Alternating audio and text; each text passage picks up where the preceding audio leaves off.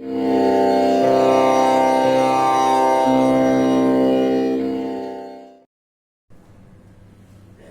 morning, students. I am Dr. Rajendra Prasad, the botany faculty from Allied College.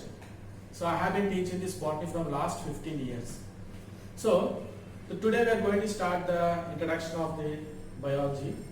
So botany is a part of biology. So let us first discuss about the term biology. So what is the term biology? So term biology, the meaning is given in the language, that is in the Greek. So term bio, the bio means life, and another term logos, logos means study. So study of life process or study of life is known as biology. So the term biology was coined by the renowned scientist that is called as a Lamarck, and the several scientists have got their own contributions in biology, but the only person who got that credit as a father of biology, that is Aristotle. So Aristotle is a scientist who has extensively studied the different biological aspects. So what Aristotle has done? So Aristotle is the first person who has studied extensively in the biological sciences. So this biology has another name also. The biology is also called as life science, or it is also called as bioscience. So other names of biology is also called as a life science, or it is also called as a biology. So in the very early days, so Aristotle, who is considered as the father of biology, he classified the organisms. So what Aristotle has done? So Aristotle, in very early days, he classified the organisms. He classified organisms into plants as well as animals. So at the time he did not know that the existence of the microorganisms like bacteria or virus. He only classified the particular organisms. He only classified the organisms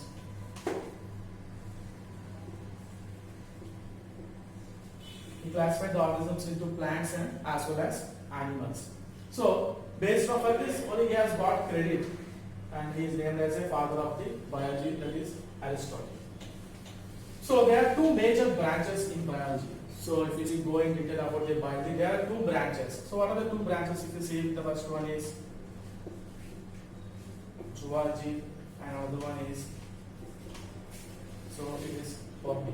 So what is zoology? It is the study of animals. So study of animals is called as zoology, whereas the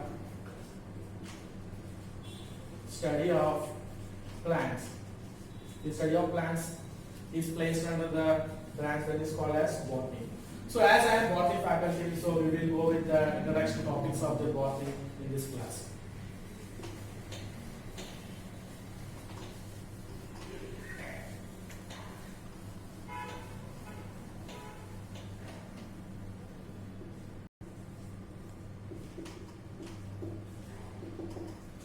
So let us define the term botany.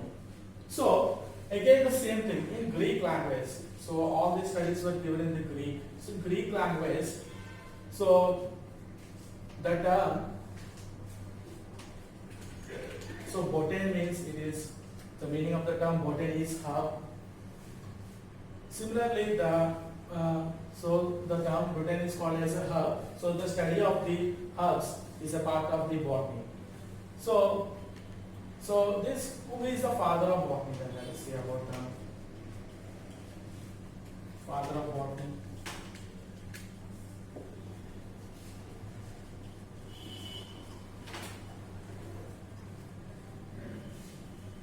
The father of botany is Theophrastus. So Theophrastus is a person who is considered as a father of botany. So why he is known as a father of botany? So he has extensively studied. So he has extensively studied 500 different medicinal plants. So he has extensively studied 500 different medicinal plants. Because of this credit, he has extensively studied the medicinal plants and different other plants. Because of this credit, he has given as father of botany. And this person, Theophrastus, is a student of the Aristotle. So because of this, he has learned, Theophrastus has learned several things from the Aristotle, and he became the botanist, and he had identified 500 different medicinal plants. Because of this only, he is considered as a father of the botany. So let us see about the different branches of botany. So in that, the first one is cytology. So if you see the term cytology, so what is the meaning of the term cytology? Cyto. So first of all, the term cyto. So if you see the term cyto, so cyto means the cell.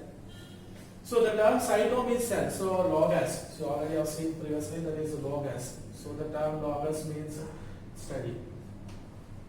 So study of cell. Study of cell and its cellular components.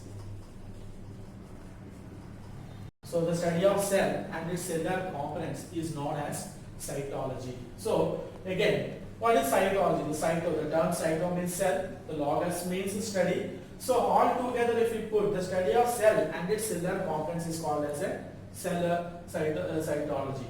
Okay. So who is the person? So who has first discovered the cell? So Robert. So if you see the dead cell. So Robert Hooke is the person who has first discovered the dead cell.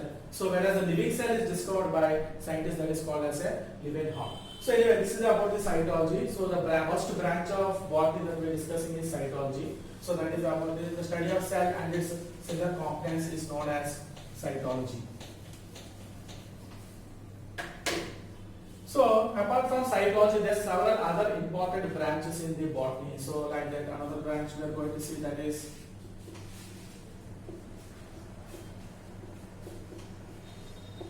called as embryology. So the term itself is telling embryology. So study of embryos. So the study of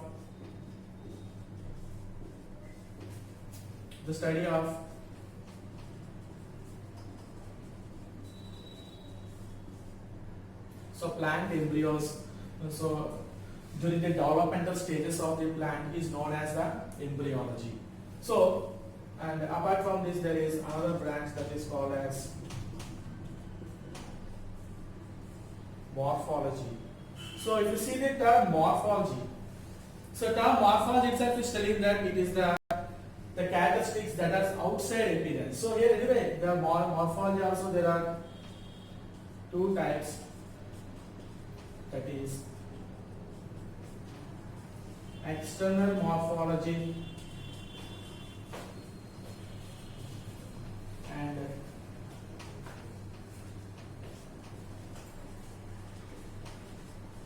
internal morphology. So morphology is of two types, that is external morphology as well as internal morphology. So in external morphology, what you are going to study in external morphology. So in external morphology, you see the outside parts of the plant, like example, if you see stem, flowers, fruits. So external morphology, the term itself is telling that, so the outside features. So we are going to study about outside parts of the plant like stem, flower and fruits. Such type of study is called as an external morphology. So what about internal morphology?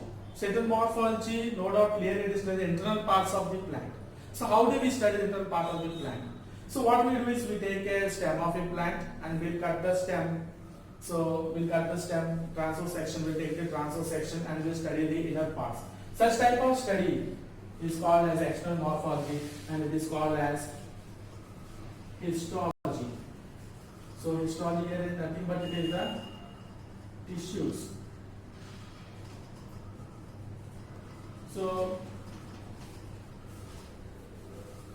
the internal morphology, histology is a part of the internal morphology. So what is the histology? The tissue study of the plant is called as a histology. So when we cut the plant, okay, inside the plant we have some tissues, and the study of those tissues is called as a histology. So different types of tissues will be present when you cut the plant. So simple like For example, you might have studied in lower class like parenchyma, parenchyma, and sclerenchyma. So these are the different tissues. So again, so morphology. So this is the branch of biology that deals with the study of the outer features. Such type of morphology is called as a external morphology. So what are the outer parts of the plant we study? This is morphology, stem, flowers and fruits.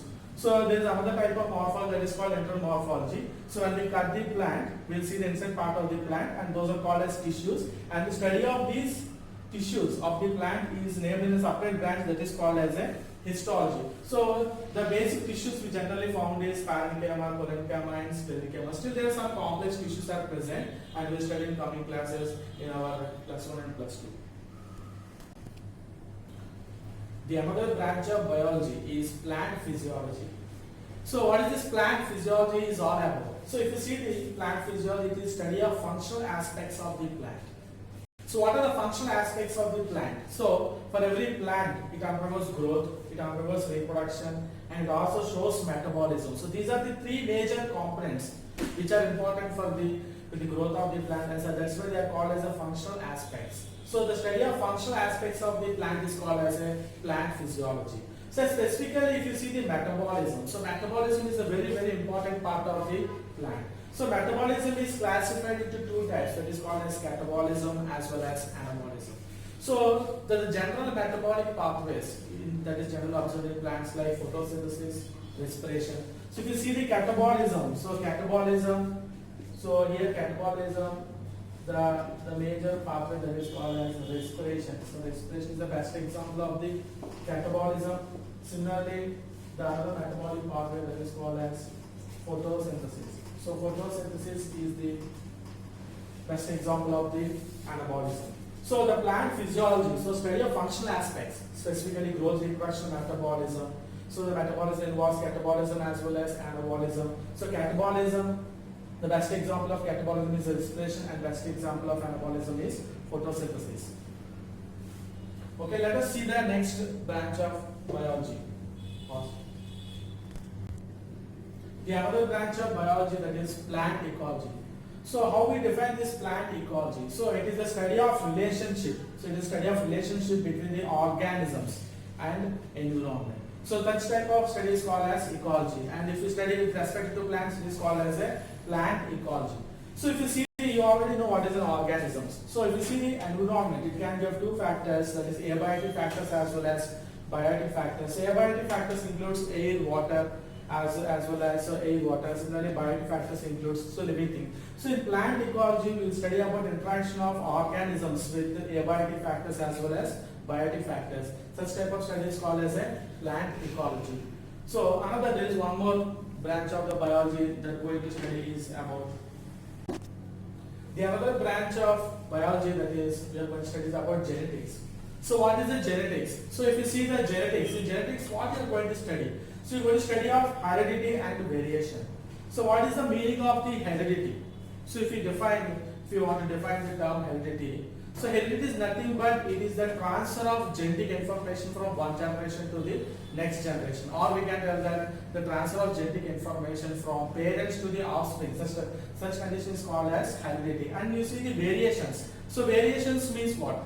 So a person, a child, daughter cell is produced, and the daughter cell may not be totally identical to the one parent. Some characteristics it will get from the mother, and some characteristics it will get from the father. Such type of condition is called as a variation. But what is the reason for this variation? So generally this variation is observed in higher organisms like animals. So why the variation is observed in only higher animals is because the higher animals undergo sexual reproduction. So during sexual reproduction, what happens is during the reproduction, the meiosis takes place. Due to the meiotic division, the variations is created in the daughter cells. So these studies, which are related to the transfer of genetic information from one generation to next generation and observation of variations in the daughter cells, is called as a genetics. If you study about the genetics in the plants, then it is called as a plant genetics. If you study the genetics in case of animals, it is called as a animal genetics. So like this branch is all about the study of the heredity and variation, that is called as a genetics. The another branch of botany or biology that is the microbiology. So the term microbiology, so term micro itself is indicating that it is a study about the small microorganisms. So what are the small microorganisms which we are going to study under the branch that is called as microbiology is like bacteria and virus. So bacteria and virus, these are the very small. So very small means how much small they are. So they are measured. So these bacteria are measured in micrometers.